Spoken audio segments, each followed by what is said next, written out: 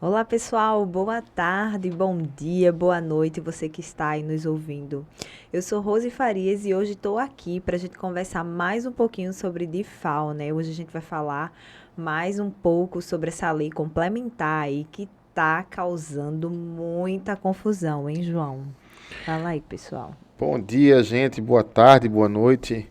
Como você falou, de fato, verdade, a gente está no momento em que o início do ano tem se mostrado muito conturbado, né, na área tributária, na área fiscal, exatamente porque nós tivemos a repercussão de algumas decisões do Supremo Tribunal Federal no nosso dia a dia e, mais especificamente, né, a aguardada lei complementar que veio com o número 190, ela foi publicada agora, né, no início do Isso, ano. no início do ano. E ela tem trazido uma série de dúvidas, né, uma série de repercussões que a cada vez, né, a cada dia que eu leio, que eu vejo os comentários, eu vou sentindo a necessidade de refletir sobre isso e de estabelecer alguns pontos a respeito dessa legislação, que é uma legislação que traz, de fato, assim, uma incidência muito grande, né, para os contribuintes, no caso aí para os contribuintes e para os não contribuintes, né, É. do ICMS. Então vamos falar um pouquinho, João. Vamos começar, né, João? Falando um pouquinho sobre por que está surgindo essas indagações. Por que está surgindo tanta dúvida sobre essa questão dessa nova aí, dessa lei complementar? Bom, eu acho, né, de modo bem pontual, que as dúvidas elas surgem muito em função de alguns acontecimentos, né? Primeiro, porque a lei complementar ela foi uma exigência, digamos assim, do Supremo Tribunal Federal. O Supremo detectou que não era possível, né, que os estados continuassem cobrando o diferencial de alíquota com base no convênio, ou seja, era necessário, se fazia necessário uma regulamentação por normas gerais, que no caso, especificamente, segundo a nossa Constituição, tem que vir por meio de lei complementar. Então, é importante a gente entender esse timeline dos acontecimentos para que a gente entenda exatamente onde é que surge o problema. Certo. E aí, nada obstante o Supremo ter dito isso, nada obstante o Supremo ter dado um tempo para que os estados, no caso o Congresso, né, terminasse de elaborar e, consequentemente, aprovar. Mas ela já está valendo. Pois é, essa é a dúvida.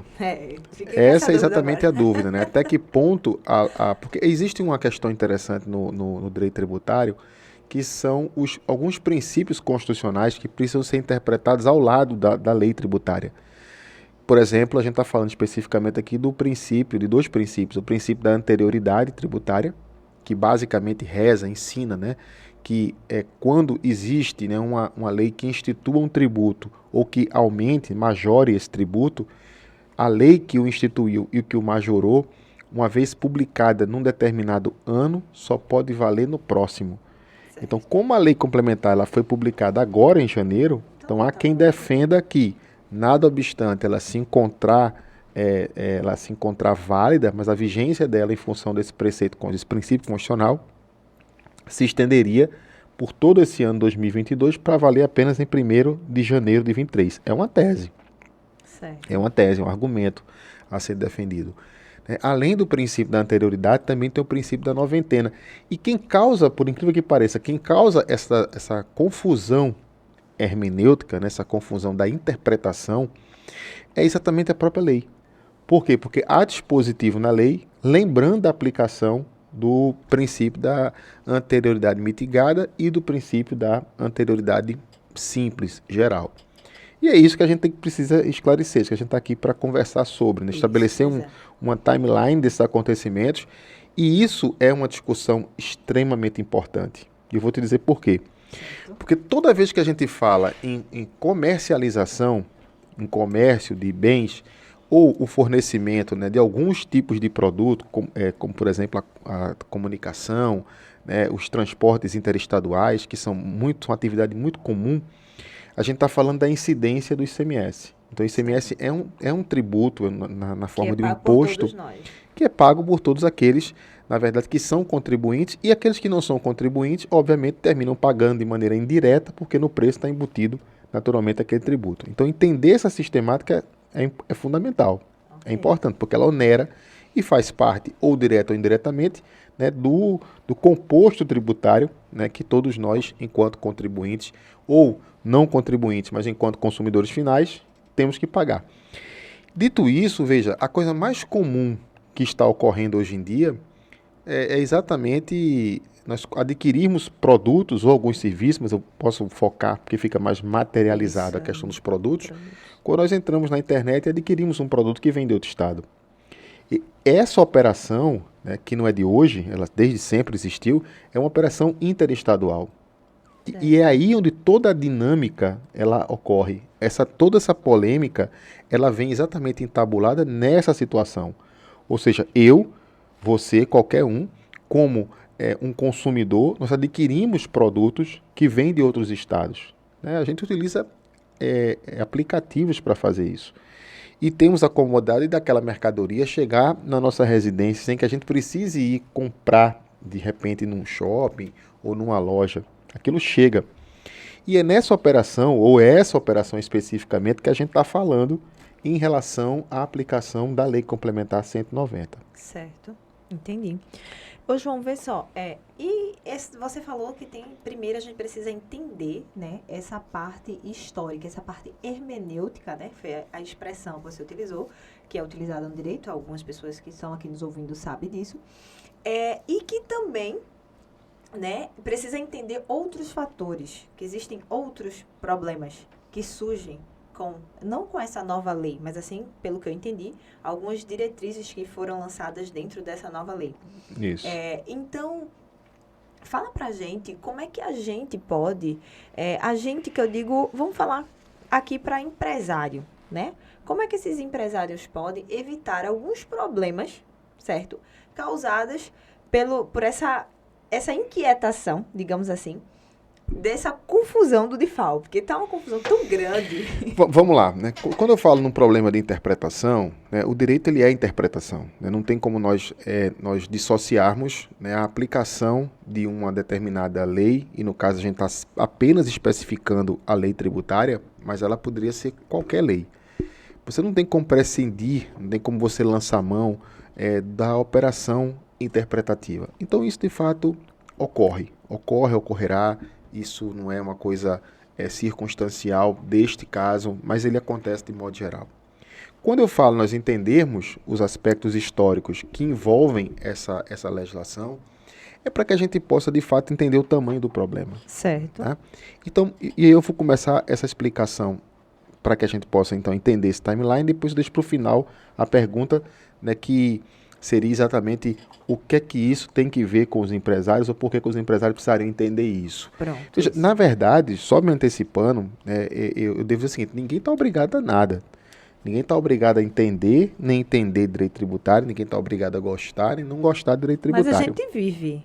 Esse é o problema. Essa semana eu vi minha conta. Esse é o problema. Veja, aquilo que eu sempre digo, você pode não gostar do direito tributário, você pode se manter alheio a essas discussões, só saiba que o Estado gosta, o Estado cria mecanismos para te tributar, as tuas operações elas serão fatalmente tributadas, e o fato de você gostar ou não é uma questão que o Estado não está preocupado com isso.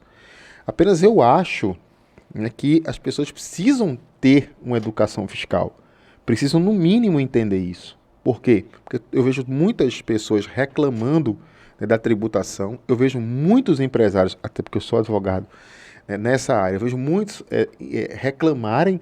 Mas não entendem, né? Pois é, e eu acho, né, na minha loucura, eu acho que, no meu mundo, eu acho que as pessoas precisam entender de direito tributário. Eu não quero dizer com isso que eu preciso ser um expert em direito tributário, mas noções básicas de direito tributário a gente precisa ter. Porque não tem como a gente competir no mercado tão competitivo sem conhecer minimamente essas regras.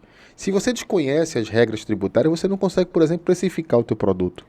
E se você não precifica, você não entra na concorrência. Se não entra na concorrência, você fez, ou você está com um preço muito alto, um preço muito baixo, e consequentemente você vai muito baixo, você não vai pagar tributo, muito alto, você está fora do mercado, e como é que faz? Então você acredita que o empresário ele precisa ter essa noção básica sobre o tributário? Eu acredito que precisamos, né, de modo geral, todos nós conhecemos um pouco a respeito do direito tributário. Okay. Porque, veja, eu vou dar um exemplo saindo um pouco dessa questão do ICMS. Certo. Então, sou eu um empregado, né, que recebo, enfim, o meu salário todo mês, ou recebo meus honorários todo mês. Veja, gostando eu ou não, por exemplo, saindo um pouco do ICMS, indo, por exemplo, ao imposto de renda, se eu receber algo maior do que R$ 4.600, R$ 4.700, veja, eu estou pagando 27,5% de imposto de renda. Então, significa dizer que eu vou estar pagando quase 30% do que eu recebo para o Estado. Se eu não quiser, se isso não é importante, se isso não me faz diferença, se entender isso não é diferente, se não entender como é que eu posso, por exemplo, reaver um tributo, se isso não é importante, tudo bem. Só saiba que o Estado gosta, o Estado tem interesse e o Estado não está nem um pouco interessado se você gosta ou não gosta. Ela tocou, viu? Porque 27,5%. Só do imposto de renda. É pra torar. Eu estou falando do imposto de renda, eu estou falando da contribuição previdenciária que também sai, né, do recebimento da maioria das pessoas. Eu estou falando, por exemplo, do ICMS que nós temos quando nós pagamos a nossa conta de telefone, quando nós pagamos nossa conta de energia. Talvez aí o ouvinte não saiba, mas mais de 30% da sua conta de energia, da sua conta de telefone é ICMS. Então, veja, imagina, você tem uma conta de R$ 600, então vou fazer uma conta aqui redonda, R$ 200 que você paga naquela conta é de ICMS. Então, não levar isso em consideração, né? Bom, é uma questão de desejo, uma questão de gosto. Tem gente que vai preferir saber a letra da Anitta a não saber isso aí. Eu acho que deve ser muito melhor realmente saber a música da Anitta do que saber, por exemplo, sobre DIFAL. Porém, o Estado não está interessado nisso. Ele vai, obviamente, que ele vai tributar sem nenhuma dúvida. Estou só voltando à questão do ICMS, que esse é a nossa discussão. Esse timeline ele é importante, tá? Por quê? Porque a nossa Constituição Federal, né, até 2015, ela previa, né, e assim encontrava-se regulamentada, essas operações interestaduais, elas eram tributadas apenas pelo Estado que era o Estado vendedor da mercadoria. Então vamos lá. Se nós, eventualmente, estivéssemos vivendo antes da emenda constitucional 87, que alterou a Constituição Federal nesse aspecto, mas se não existisse a emenda constitucional 87, como é que as coisas ocorreriam? Nós pegaríamos um aplicativo, compraríamos, como compramos, mercadorias que, por exemplo, vêm de outros estados. A gente está em Recife, de repente compraria mercadoria que está em São Paulo, compraria mercadoria que está em Minas, compraria mercadoria que está, sei lá, em Paraná, em Curitiba, enfim. Quando nós comprássemos essas mercadorias, a tributação, o vendedor, o que ele faria? Ele pegaria o valor da mercadoria, aplicaria a alíquota interna, recolheria aquele ICMS para o estado, né, de onde ele está e liberaria a mercadoria. Isso era tido, né, sob o ponto de vista de isonomia tributária, justiça fiscal, como algo injusto. Por quê? Porque o comportamento que a legislação tinha era faz de conta que, embora estivéssemos comprando por um aplicativo, é como se nós tivéssemos ido àquela loja efetivamente e comprado lá. Então, o que a emenda constitucional procurou fazer foi corrigir isso e dividir esse ICMS. Então, foi o que ele fez. A emenda constitucional 87/2015 criou exatamente o diferencial de alíquota. Então, o que é o diferencial de alíquota, gente? O diferencial da alíquota nada mais é do que uma criação de uma alíquota que se aplica nas operações interestaduais. Comprador está num estado, vendedor está no outro, então significa dizer que eu vou ter aplicação de uma alíquota interestadual. O estado vendedor, ao invés de aplicar a sua alíquota interna como ele fazia antes, o que ele tem que fazer após a emenda constitucional 87? Ele vai ter que pegar o valor da mercadoria, como é uma operação interestadual, aplica essa alíquota interestadual, faz o recolhimento do tributo para o estado de onde ele se encontra. E o DIFAL, que é o diferencial de alíquota, ou seja, o ICMS calculado pelo DIFAL, que é a base de cálculo vezes a alíquota, isso aqui, essa outra alíquota, ela é a alíquota interna do estado de destino menos a alíquota interestadual.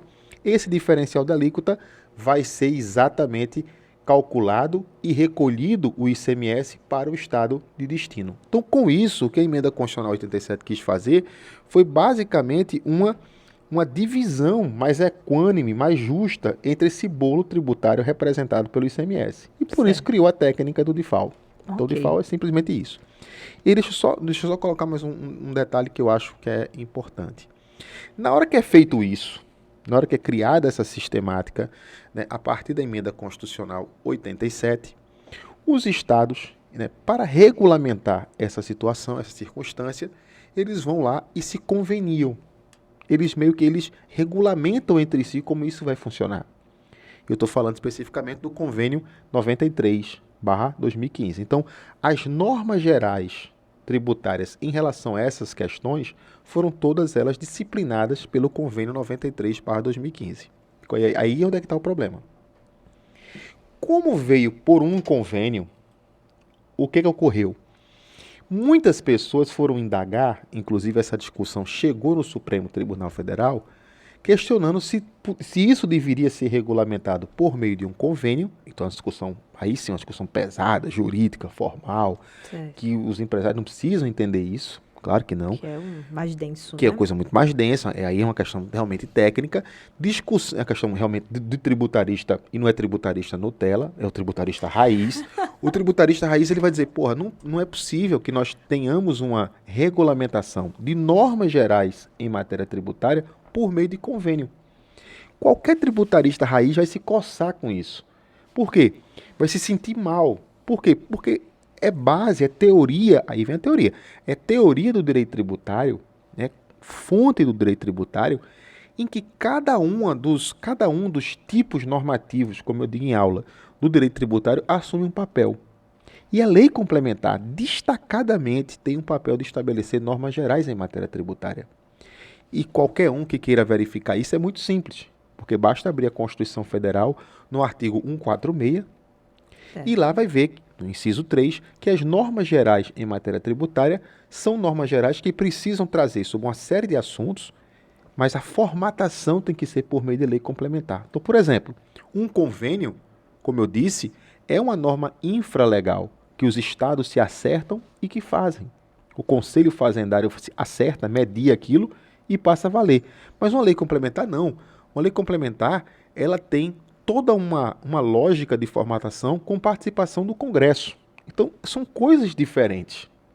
As pessoas podem não entender essa distinção e talvez essa distinção fique para uma outra oportunidade, mas por enquanto tem que acreditar em mim. São coisas diferentes. Certo. E aí o tributarista raiz vai olhar para aquilo e vai dizer, não é possível nós termos normas gerais em matéria tributária sendo, digamos assim, trazida, né, para o mundo jurídico a partir de convênios. E foi o que o Supremo basicamente disse.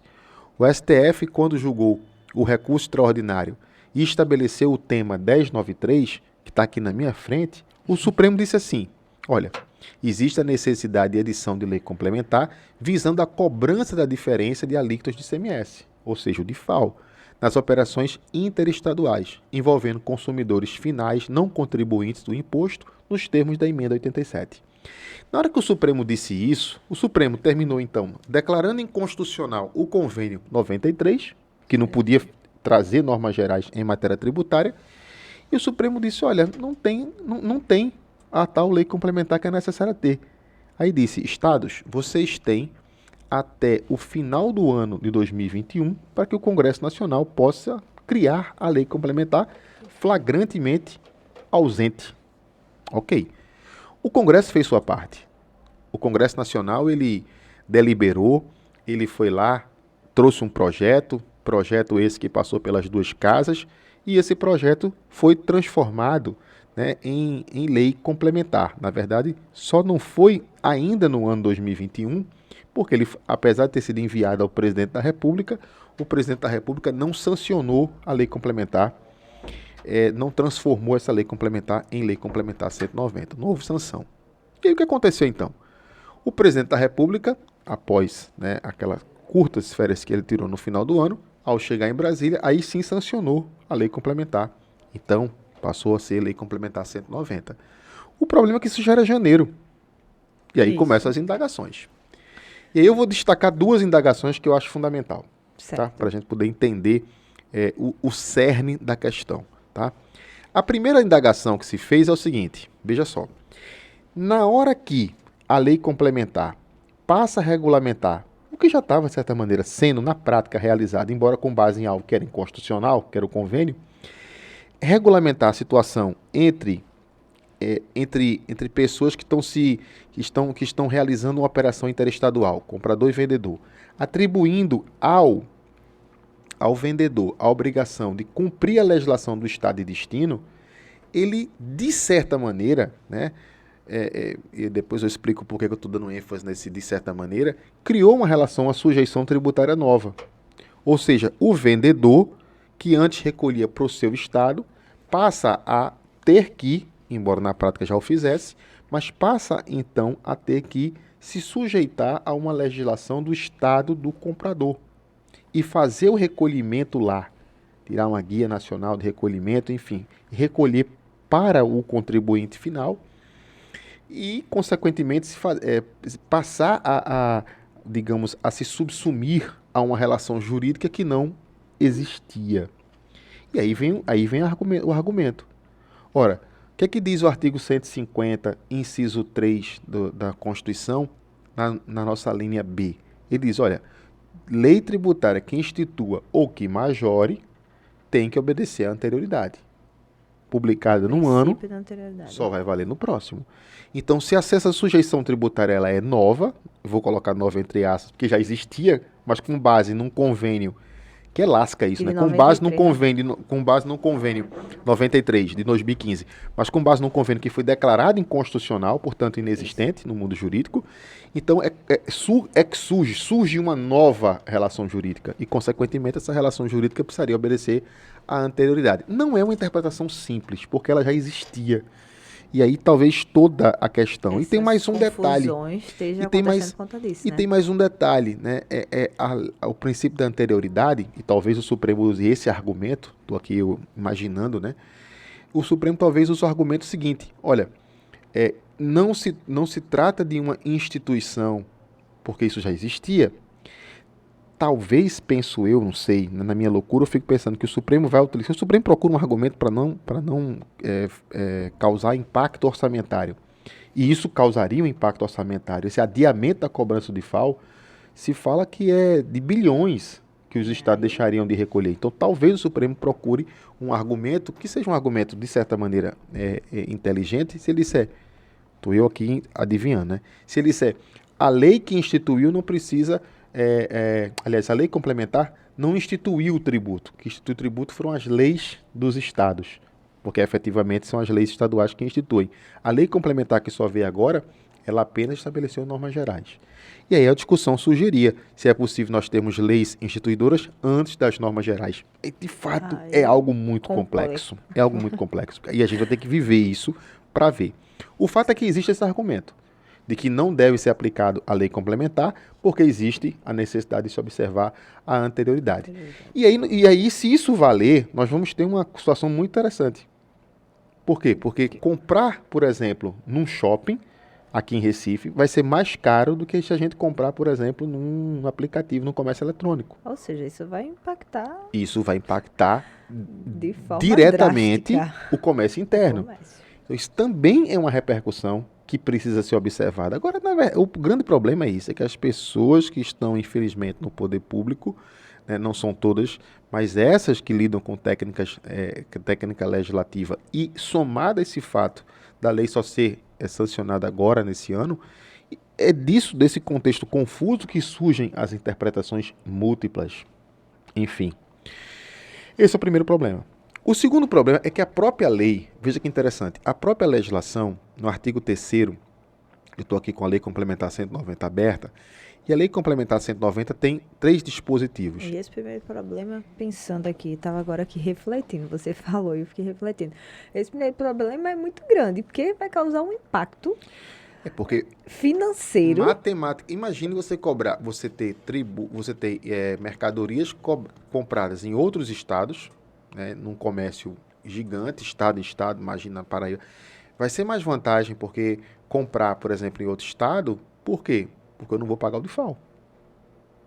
Então, em vez de pagar 18%, eu pagaria só 7%. Consequentemente, o preço do produto vai ficar mais barato.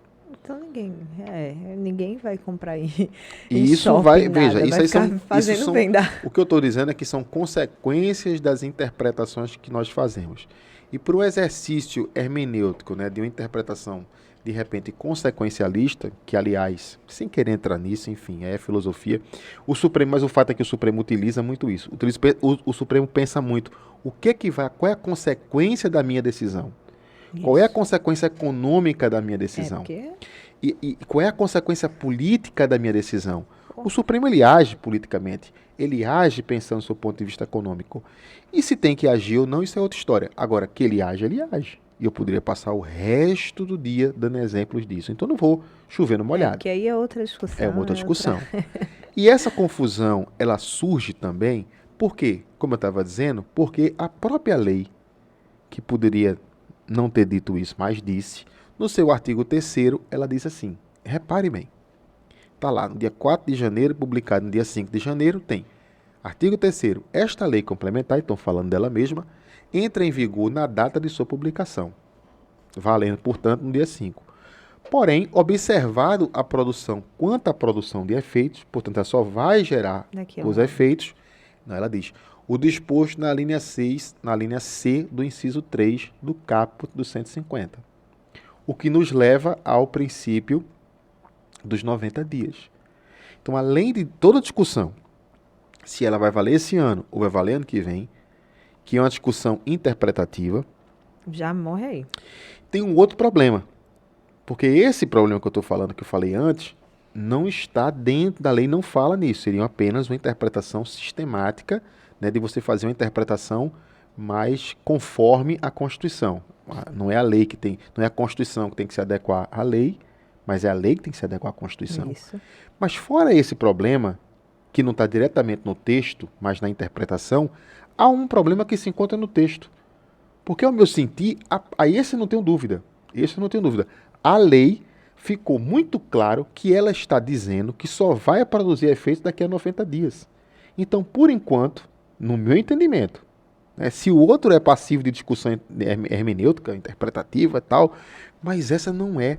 Ou seja, a legislação está dizendo, ela se autolimitou e disse, nos próximos 90 dias não tem DIFAL.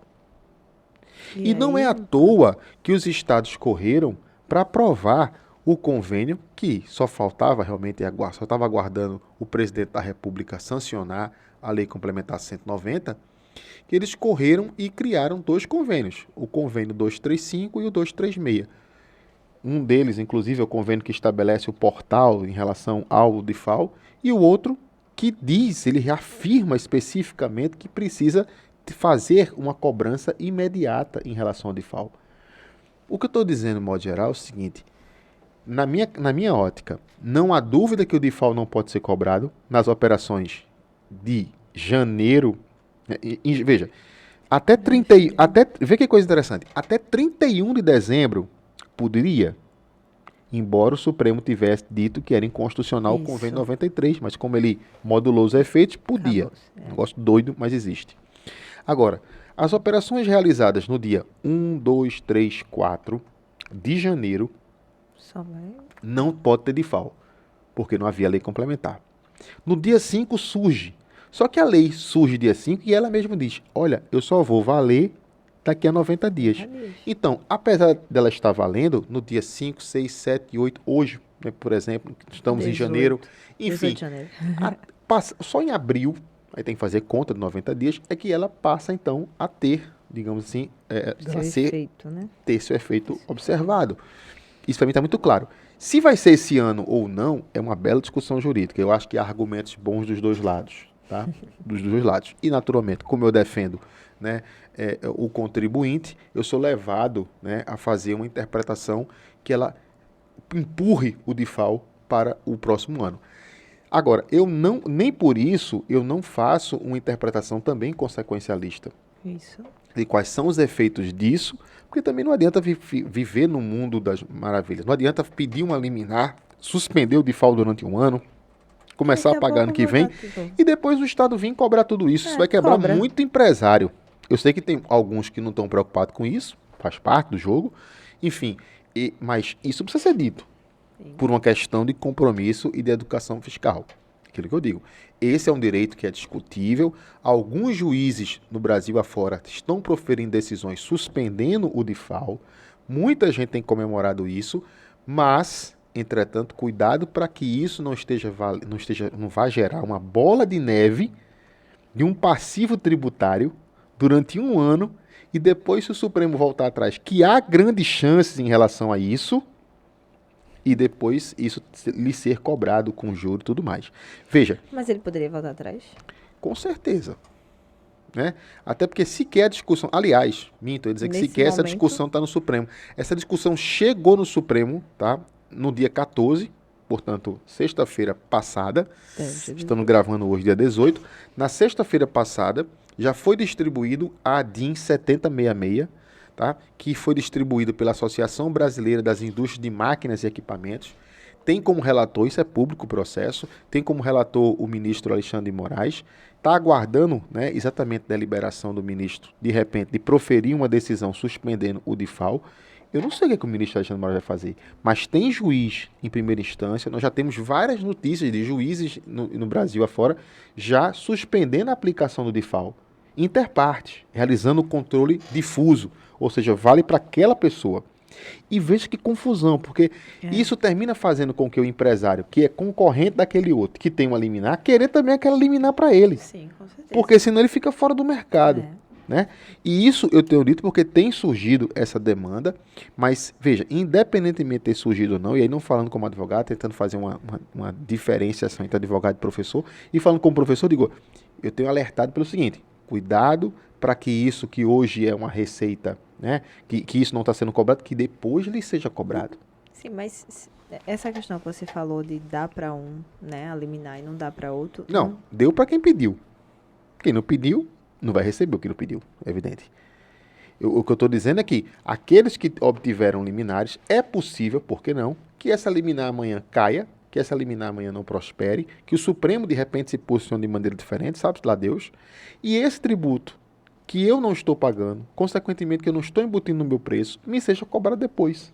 E eu vou ter um passivo, estou construindo um passivo tributário.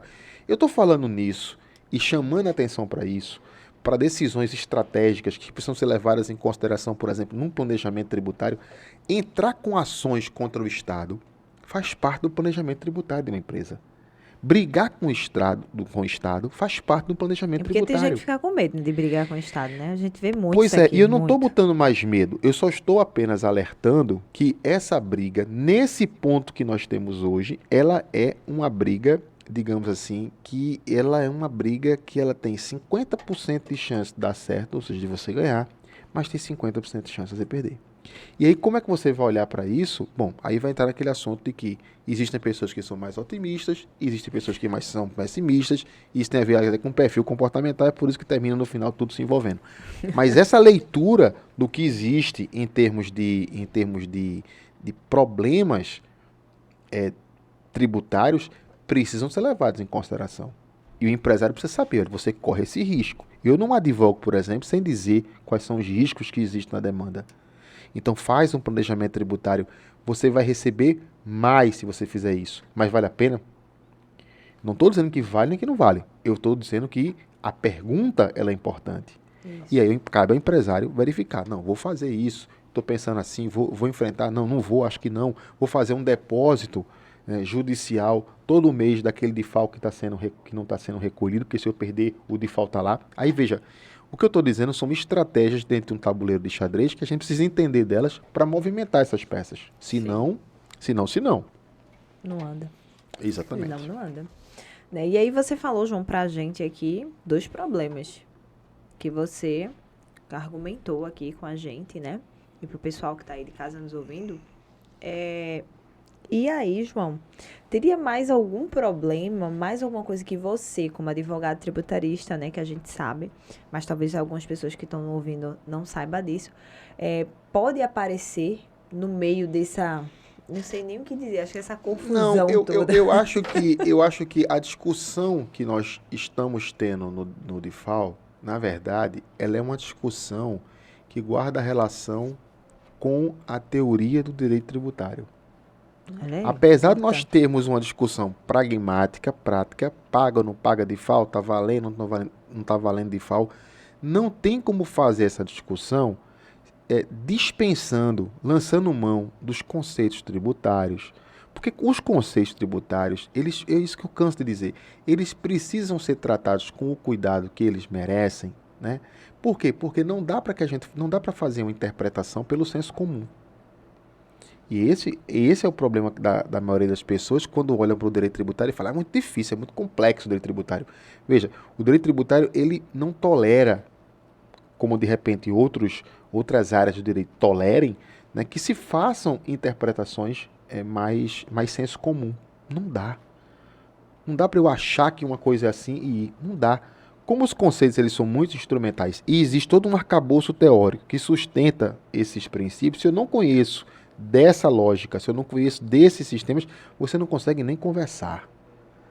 E aí as conversas, e aí infelizmente eu vejo muito isso, essas conversas elas terminam sendo impactadas porque você não alcança a linguagem mínima de comunicação. E daí onde surgem as loucuras, as besteiras, as bobagens, coisas gente dando opinião, muitas vezes sem o devido cuidado, porque uma coisa é eu falar e não saber das consequências jurídicas e econômicas que aquela minha orientação como advogado, como consultor, possui.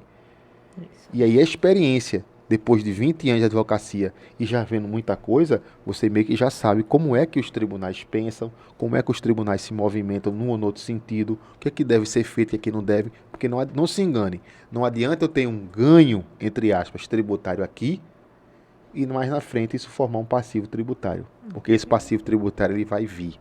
Não estou dizendo que não é para brigar, não estou dizendo que não é para nada disso, estou dizendo.